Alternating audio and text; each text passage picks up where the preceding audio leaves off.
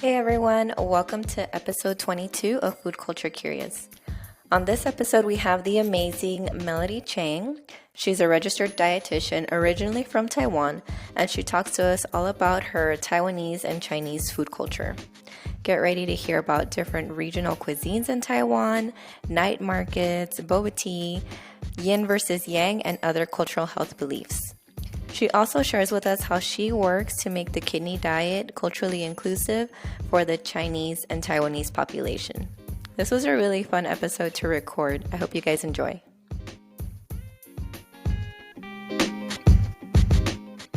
Hey everyone, welcome to Food Culture Curious. My name is Areli. I'm a registered dietitian on a mission to help healthcare professionals be more culturally inclusive with their nutrition recommendations. Today we have with us Melody Chang. She is the owner of Thrive Nutrition Consultant and a board-certified kidney dietitian. She was born and raised in Taiwan and came to the US for college. She got her nutrition degree at the University of California, Davis, and Master's of Science at Sam Houston State University. She also did her internship at the Houston Medical Center. She currently works with chronic disease patients to help them thrive in their health as much as possible. Welcome, Melody.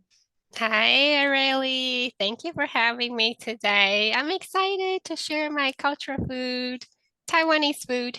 Yes. What's so funny is that we actually work in the same building and we had never met until recently. I know, and I found you on social media and you told me I'm next door to you. I said, what? Yes. You've been stalking me, huh? I had already gotten your number and everything. Yeah, I don't answer strangers' number. Oh, glad Well, you reached good. We out. meant to be connected. Either Yes. way. Yes, yes. Awesome. And we've already done something pretty cool, which was we did an in-person Food Culture Curious meetup. So we were both based in Houston, and we had other dietitians, social workers, people who are also healthcare professionals come out, and you talk to them about Taiwanese food culture, Chinese food culture, and that was super, super interesting. So today, that's what we're going to talk about. Go ahead and share a little bit about the foods that you grew up with, especially the types of protein, starches, and produce. So Taiwan, just for like geographic, for everyone to know about Taiwan, Taiwan is an island. And we are right next to China. We are below Japan, and then we're above a lot of Southeast Asian countries. So we are surrounded by ocean. We have a lot of seafood, the fresh seafood every day. We love fresh seafood, and we have a lot of poultry, beef, just like pretty much a lot of the main protein, that we eat. Some region they do some kind of wild animal like hogs and stuff, but like Oh, wow. mainly yeah, mainly like day to day, we just have like chicken, those free range. We love those. Everything needs to be fresh. We have a lot of farmers market every day. I know my mom, she used to go out to farmers market every morning before she go to work. She'll get everything like fresh. We get the seafood out of the ocean that morning. The fishermen went out. Yeah, so those are the type of the freshness that we got in Taiwan. We have a lot of like fresh vegetables we love. And starches, we are Asian. Asian love rice. So that's our main starches, rice and noodles. So yeah, those are the main ones. And then Taiwanese culture food is very, very delightful fusion of indigenous. We have Chinese, Japanese, Southeast Asian. And we also have quite a bit of a Western culinary influence. So I wanted to share some key aspects about like Taiwanese culture food. So first thing is the night markets. I don't know if anyone hear about the night markets. So we are known for that, and this is where the places that you can find pretty much very like interesting innovation food. They are out at night. Some places like every night you have this night market. They have games and different food. Some places this night market is like maybe first weekend of the month or every other weekend. But where I grew up in Taipei City, we have night market pretty much every night at a lot of different places. So different cities. So it's plenty of like street food, like those street food stalls. And we have like stinky tofu, some wild food. Stinky tofu, we have oyster omelets, which is like oyster and omelets, they make together. That's very delicious. And boba tea. So you probably heard about boba tea. You probably tried boba tea before. That's from Taiwan. So this place is not just for food to eat. It's also a place for us to social, from students, families, when we just want to go out and have some, social, and we just go out and eat maybe some shaved ice or something, or you can have some main entree too. And then our culture is very diverse because we have some Chinese immigrants from Fujian and Guangdong. That's like the mainland China back in the history. And then we were colonized by Japan too for 50 years before World War II. So we have a lot of Japanese influence in Taiwan. And now we are like all about like Korean, like Korean culture. So we have some of those influence as well. And we also have some regional specialties. So even Taiwan is very small. Just to give a size reference, Taiwan is like about the size of Maryland Oh, state. wow. Yeah, it's very tiny. When I did the research, I was like, okay, Taiwan is only compared to Texas, that's where we are. It's only like 1/19 of Texas. So we are small, but we have a lot of population. So each Mhm. region, from north to the west to the south to the east, we have their own regional specialties. So then the north, there's a really famous place. It's called Jiufen. And this place is a lot of like, just ancient culture that the whole village is super, super cute. They have lanterns, just decorative, like Mhm. where we were at the restaurant Xiaolongkan. The whole Yes. place is like that. And a lot of like calligraphies, and they are known for their china. You can find really fine china decoration there, really beautiful. They Mm. have potteries. You can do like pottery art there. And they're known for their, what do you call it, like the taro balls and sweet potato balls. So we have a meat fresh in Houston. So that's where that is from. Okay. From that city, Jiufen. And for the south part of Taiwan, the city really big. It's called Tainan, and Tainan is very famous for their rice cake and then their noodles. Like the noodles, they handcraft those noodles. And in the East Coast, so that's where a lot of the seafood is at. So they're known for their seafood. In the Central, which is, you are not close to the ocean. There's one city is not surrounded by oceans, by the mountains.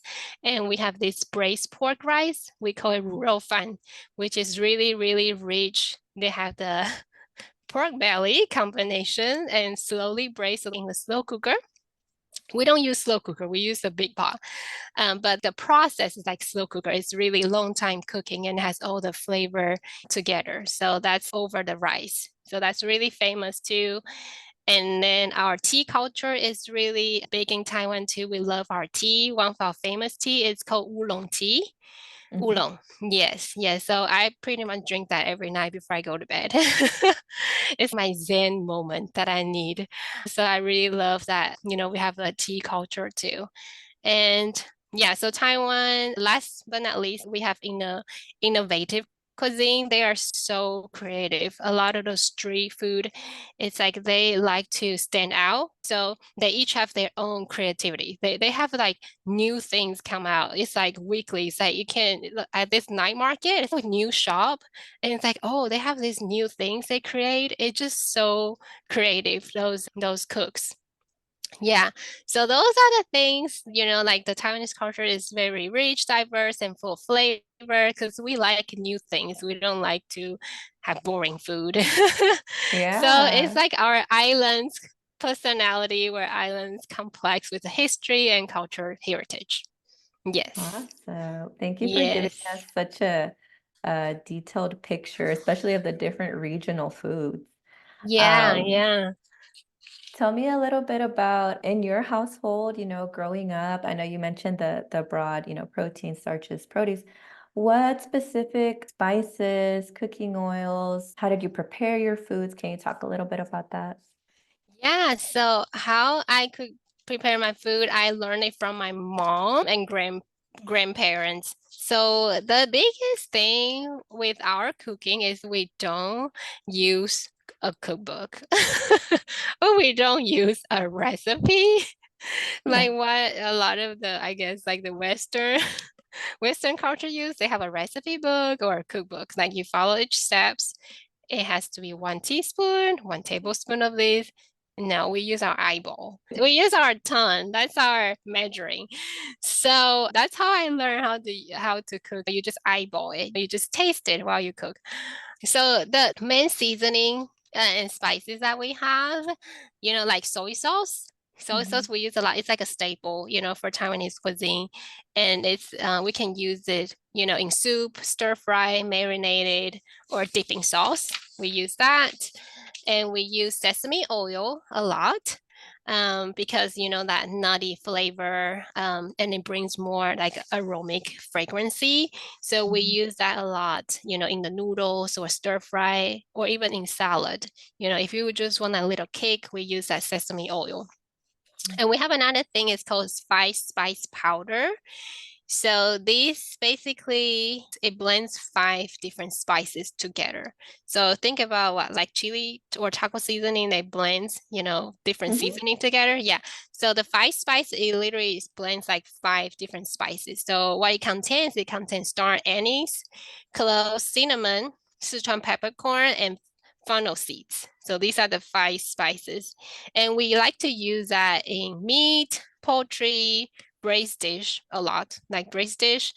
It just adding like a warm complexity of the flavor profile. Another seasoning that we use a lot is the white pepper. So instead of black pepper, we use white pepper. So it's more commonly we use a stir fry marinated again, or you can add it, at the table if you want, in your noodles or some appetizer. And of course, the basic one like the garlic, the ginger, chili oil, and the green onions. So those are the basic one that we have in pretty much all Taiwanese families' pantry. You have those ones. Yep. That's awesome. Ah, Hmm. it's just making me hungry. I know it's like the time, right? We need to have some tea and some pineapple cake. That's what I was Mhm. planning on. Yes, Perfect. yes. Hmm. Tell me a little bit about your cultural holidays and any particular foods that are common during those holidays. Oh, the holidays. So we have Mhm. 3 big holidays. One is Chinese New Year, which is like usually the beginning of the year. It's based on the lunar year calendar. So that's like usually January or February. That is like a Christmas here. Family get together, big. Usually one family will invite the family to over to their house, so it will have like a lot of food. And then the food that we have, everything it means something. It's like, okay, if you eat fish and you cannot finish the whole fish, that represent you have leftover for your next year. Okay, so it's like you have a surplus. Interesting. You have a surplus for the next year. Okay, so you cannot eat the That's whole thing, cool. otherwise you're gonna have no surplus for the next year. So everything that we eat, we wanted to think it brings fortune. We love money. Mhm. So so we want to bring more fortune, more good health, live longer, longevity. That's what we look for. So you have noodles that is super long, and it's represent, even though you just have one bite, okay, it represent you have a longevity life. And we have some pork that represent like a wealth, bring you wealth. So it's like a New Year's tradition, like in the United States. You're gonna have some black Mhm. eyed peas, cabbage, bring money, and pork dish like a ham. So the same thing that what we have. So you have to have apples. Apples represent peace. So you're gonna Mhm. have some apples, and you're gonna have some oranges. Oranges is really good because it brings you luck. So we want luck, we want peace, we want money, we want health, we want everything. And we love hot pot. So hot pot is one thing that we're gonna have because it's usually cold in the winter time. So when you Mhm. have hot pot, it's just so warm, right? And then the boiling sound, it sounds like the golden nuggets is rolling to my bank. So we love hot pot. Yeah, so hot pot is everything. Oh, pretty much every occasion we love hot pot. But yeah, so Chinese New Year, we have that. And then after we eat, usually the kids, or if you're not married, you get red envelopes, which has money Mm, in there. Yes, we call it nice. hongbao. Yes, so you get that from your grandparents, or if you're not married, then you can still get one. So it's not just children can have one. Yeah, and then another big holiday, it's around like June. It's the Dragon Boat Festival. The Dragon Boat Festival. Yeah, so what we eat is we have a sticky rice wrapping with bamboo leaves. It's Mm. like a tamale when I think about that. But instead of in the corn, and then the starch base is sticky rice. So not Mm. the corn base. Yeah, and the inside again depends on the like what region. So like me from Taipei, we are the north. We usually put like some meat or peanuts and then some scallop in there, dry shrimps and mushrooms in there, and then we steam them. So, and then like the bamboo leaves actually has really strong aroma. It's not strong, but it's settled. You can smell it, and then it's steamed into the rice. So the rice can taste that settled bamboo leaf. The taste Mhm. smells really good. Yeah, so we will do that. That's the main thing for Dragon Ball, and we'll watch the Dragon Ball competitions. And for another big festival that we celebrate is like Thanksgiving, but it's Mhm. called Mid-Autumn Festival. It's around Mm. September. Yeah. So while we do that is we will have a pastry. So it's like we watch the full moon together. We go look at some lantern. They have lantern festival. We'll look at that. And we have like a pastry. It's called moon cake. So Mhm. it can be savory inside, or you can have beans, like red beans, lotus, or green beans. So beans in dessert, it's a big thing in Asian country. I know it's different than your culture, right? Because you Right. were in more savory. But Yes. for us, beans is usually in dessert. Now you see like beans on the as a topping, on the shaved ice or in the boba tea. You have always like the bean as a dessert thing. Yeah, we rarely have beans in savory food. So those Gotcha. are the top three holiday that we celebrate. Mm-hmm. Awesome. It all sounds so magical. And I like how you mentioned not just the food, but like also the lanterns and looking at the moon. It just sounds beautiful. Yes, yes, One thing you mentioned was the hot pot, right? Which is what we went to together. And you told us about the different ingredients that are in the hot pot. And I remember one of the things that you mentioned was the different types of noodles, right? And I was asking you, what is this noodle made out of? What is this noodle made out of? yes, And you mentioned to me how sometimes people will try to eat certain noodles depending on if they're trying to lose weight. And I yes, just found that interesting because they're lowering calories, so they're gonna lean more yes, towards these noodles. yes, yes, Um, yes, can yes. you tell us a little bit about food and health in general? Is there any foods that carry specific health beliefs in your culture? Yes, we are, I don't want to say like superstitious, but what we believe is that we believe strongly we are what we eat. So Mhm. in our culture, food is not just like for nourishment, but it has social significance. That's why when we talk about like Chinese New Year, there's certain food that we eat because it represents something. That's what we believe, right? So the common health beliefs around food in our culture is like we like to balance the yin and yang. You probably heard about yin yang. Yes, Mhm. so that's what we believe. So it's like really just like, the Chinese traditional Chinese medicine principle. So you gotta have some yin food, which is like the cooling, and then the yang, which is like the warming. So you wanted to achieve like a harmonious balance between these two energies. You don't want Mhm. to one more than the other because that promotes like imbalance. So that doesn't help you promote your health and well-being. So we believe like balance the yin and yang. So like, like the yin food, you can think about more like a fruits and vegetables, and then like the warm foods like more like a meat or things more like a stir fried, with more like a grease or spicy stuff in there. That's more like a Mhm. warm tone of food. Yeah. And we also believe that food has therapeutic properties, like the functional food. We use food as medicine. So when we like when I was sick, when I was little, my mom always make this chicken soup. Chicken soup with mushrooms, with dates and ginger Mhm. um, in there.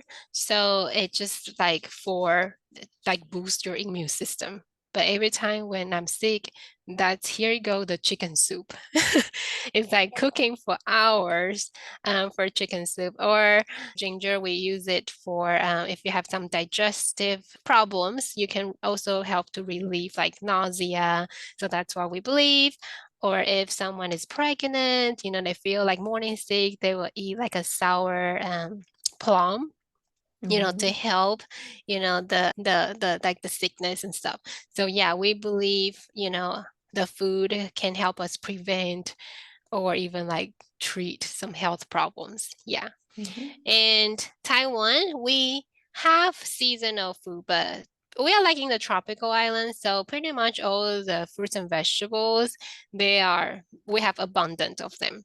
Yeah, so pretty much all of the food that we can get easily.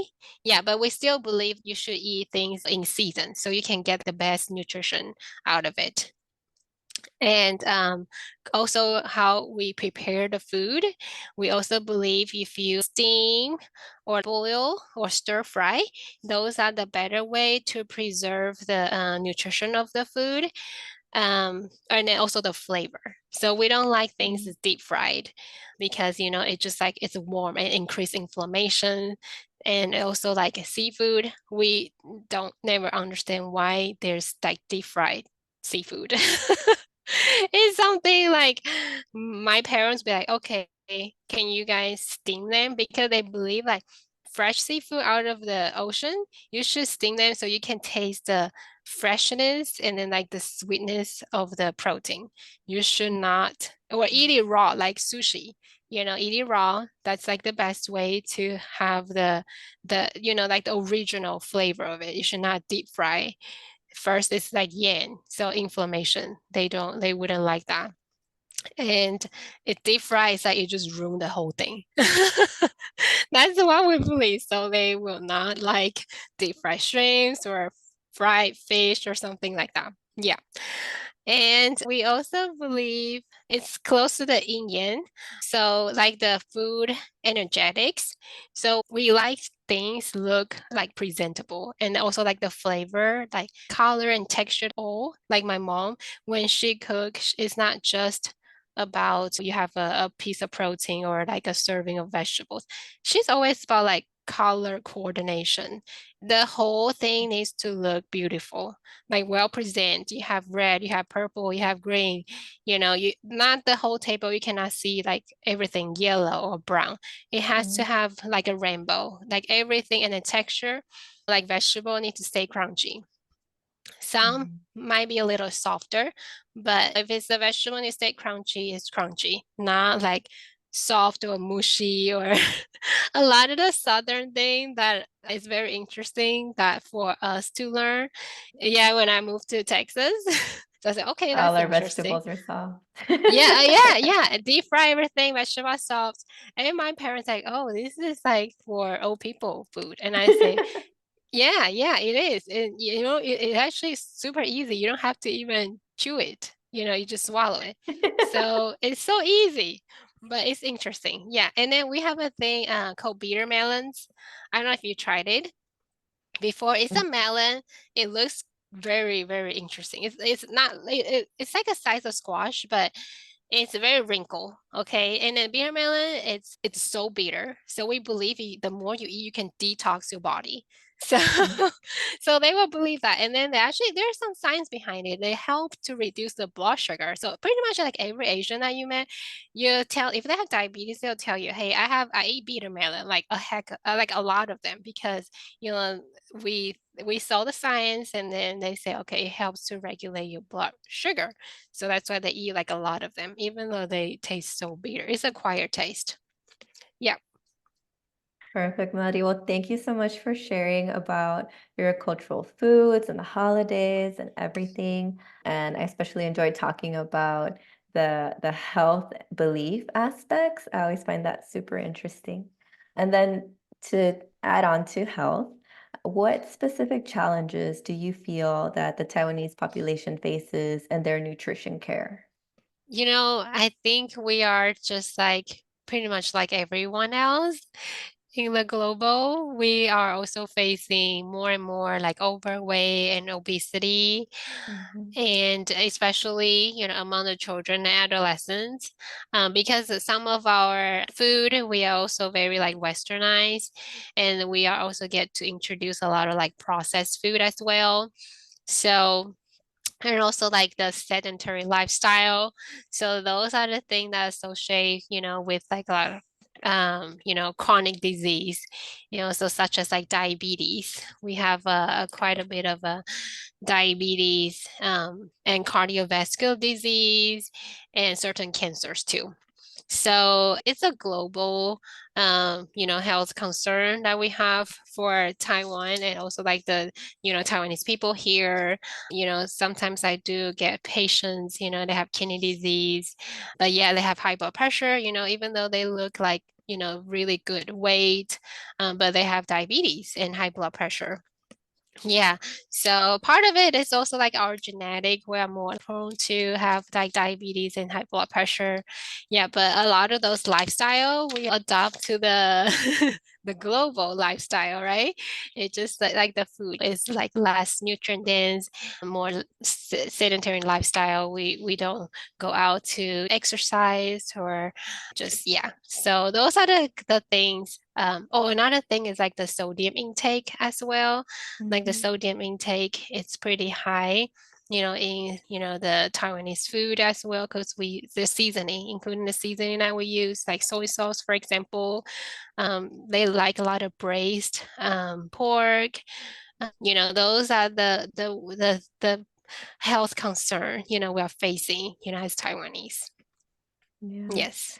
Mm-hmm. And I love how you take strides to help your population in a very culturally inclusive way. So one thing that I see on your Instagram page is that you give classes. I think you mentioned you give them in the Chinatown area, Yes, right? yes, yes, And I thought I saw you made like was it blood sugar friendly boba or it was something yes, where you modified so it's still, representative of the culture, but it was a little bit more blood sugar friendly. Can you talk a little yes. bit about that, those classes? Yes, yes. So I actually do the community outreach in here in Houston at the Chinese Community Center in Chinatown.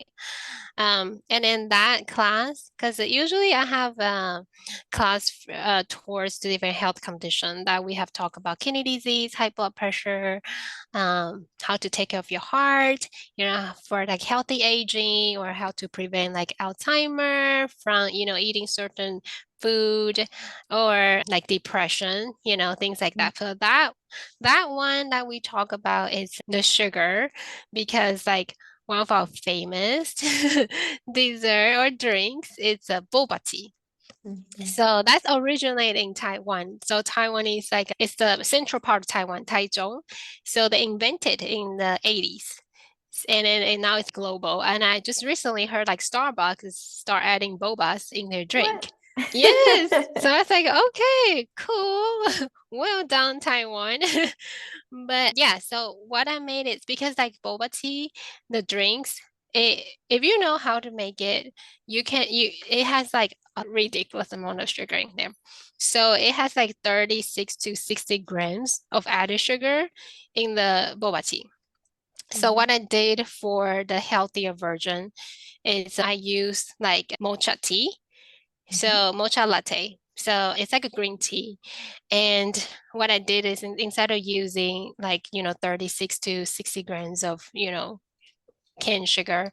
I use like honey and I reduce the amount of it. So at some of the boba shop now, you can actually do that. They will ask you, how much sugar do you want? You want less sugar Mhm. or you want half of sugar or like full amount of sugar, right? So just always choose like the lowest, so that way you can really don't add a lot of like sugar into your drink. Just like, sodas, right? There's a lot of added sugar in there.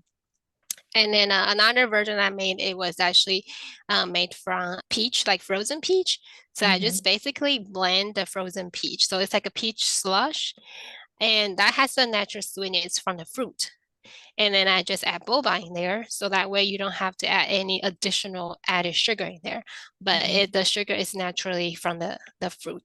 Yeah. So those are the drinks that I made for them. It has like a little bit healthier version, for. Mhm. That's awesome. That looked so fun. And Yes. the people that were there looked very happy. So it must have been good. Yes, they are always very happy. They are looking forward every time when I go there to bring them new food, try new things, like how to eat healthy, different healthier recipe we have made, like just, healthier food for them. And they never got to try. Yeah, so that was really fun to do. And I love Yeah. helping our seniors, our little seniors. They're amazing, and I want to help them to thrive in their health. Yeah. Yeah. Absolutely. Mm-hmm. Well, I don't want to let you go without talking a little bit about your specialty. So you're board certified as a renal dietitian, right? Tell me a little bit about how you work with your population, especially the renal population, to be culturally inclusive, because I know for sure, like the Hispanic population, we hear often, you can't have tomatoes, potatoes, avocados, a lot of our cultural foods. Tell me a little about your population and how you work to be culturally inclusive in the kidney diet. Yeah, yeah. So for the kidney disease, what we focus a lot on is like the sodium intake, to manage like chronic disease like the diabetes and high blood pressure. So those are like the main things that I help, with kidney disease patient. And for like if they are Chinese or Taiwanese, I already know their seasoning. They love Mhm. their soy sauce.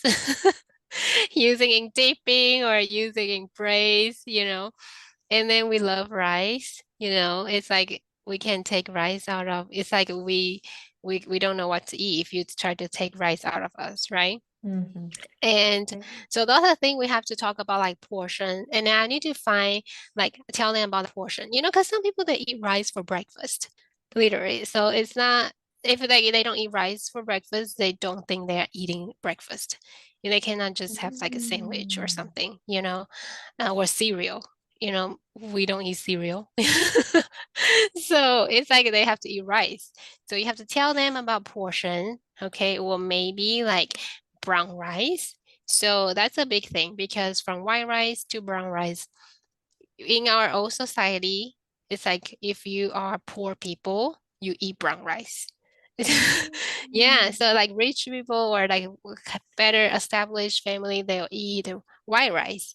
So it's like the breast milk versus like, formula. It's like, we used to think, oh, if you are poor, do your kids drink, breast milk versus like drinking formula. Mm. Yeah. So you have that layer. So you just tell them, the health benefits of it and the portion size of it because things can fit in there. You just have to have the right portion size and like the seasoning.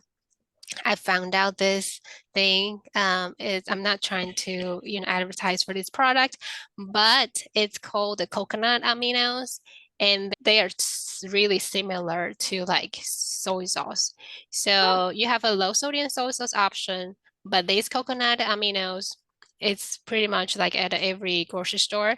You can use that and they taste just like soy sauce, but like the sodium content is even lower than the regular or low sodium soy sauce. So that's a good, version for them to do it when they're trying to make something like dishes like need soy sauce. And for other seasoning, we love sesame oil, gingers, garlic, green onions, so those are totally, kidney friendly. Mhm. So yeah, so they love that. I mean, that's super important to know. One, the spices and seasonings that are common in your culture that are already kidney friendly, one, and then two, substitutions that you can make that still contain that flavor, but that it's gonna be better for them. So thank you so much for sharing that. Yeah. Oh, yeah. Another thing I was gonna say is some part of the kidney diet. We also talk about like plant-based protein for a certain stage Mhm. or their health condition if they require like a plant-based protein. And we are expert of making tofu and bean curd or things like that. So those things are really open about it. They're like, oh yeah, yeah, yeah, I can do that. So sometimes it's a little bit easier for me to talk to them about things like tofu or soy milk or Mhm. just plant-based products because they are used to it. But like beans, they still think it should belong in the dessert, not in the beans and rice. So it's kind of something new for them. So what I did for that community center is a quinoa rainbow bowl. So Mhm. quinoa is a really good plant-based protein, a grain actually. It has a lot of a good amount of protein, from the grain. So Mhm. they've never tried it before, but quinoa is really healthy grains, it's complex carbs. It's pretty good. And then we added soybeans in there, which they are pretty familiar with. And then Mhm. like the base, what I use peanut butter and then the coconut aminos, and then also like the sesame oil in there. And I have all kind of colorful vegetables from like bell pepper, purple cabbage for the color that I like. And then like we add some carrots in there and then some green onions. So just mix that whole thing and then they love it. Because that's the seasoning they are very familiar with, but they Yeah, just never got to try like quinoa, So yeah, so they were like, oh, this is really nice. Yeah. that sounds really good. Yeah, check out the recipe. It's actually really good. Yes, That's it's the rainbow awesome. quinoa bowl on my Instagram. Which is funny because for us, it's the opposite, right? When I talk to my Hispanic patients about having beans as a plant-based protein, yeah, of course, that's something they're familiar with. But if I mention tofu, they're like, I don't know about that. I don't know. Yes, yes. They're like, okay. I said, yeah, see, you're already eating plant-based protein because tofu Mhm. is something we put in a soup, we stir fry. It's like something we really familiar with. Yeah, but like beans, yeah, it's different. So it's interesting Yeah. that we all kind of similar and then it's the same ingredients, but it's because we live different places, different culture, and we cook it differently. So that's just so fun to learn how you all prepare it. Yeah, and that's why, cultural inclusion is so important because imagine trying to talk to a Hispanic patient versus an Asian patient, and it's the same Yeah, recommendations, but very different ways um, preparing it. to implement it, right? Yes, yes, Exactly. exactly. So that's why we're here to learn from each other Yeah. culture. Yes. Awesome. Well, I really did learn a lot, and I hope everyone who's listening is also going to learn all about, what you do to help your patients. And if there are people out there that want to learn how to work with you, how can they find you? I am on the social media. I'm on Instagram. I'm also on Facebook. And then just find me at my dot thrive tribe.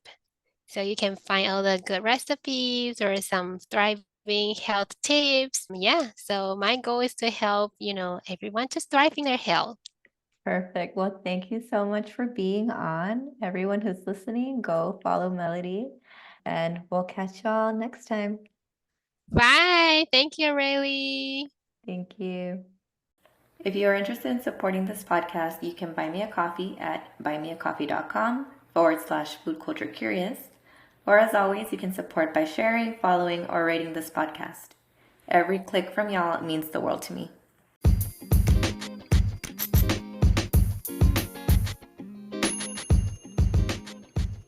And now for a quick disclaimer. Food Culture Curious is for educational and entertainment purposes only and does not take the place of medical advice from licensed healthcare professionals. If you need to seek medical advice, please speak to your healthcare provider. Thank you for listening.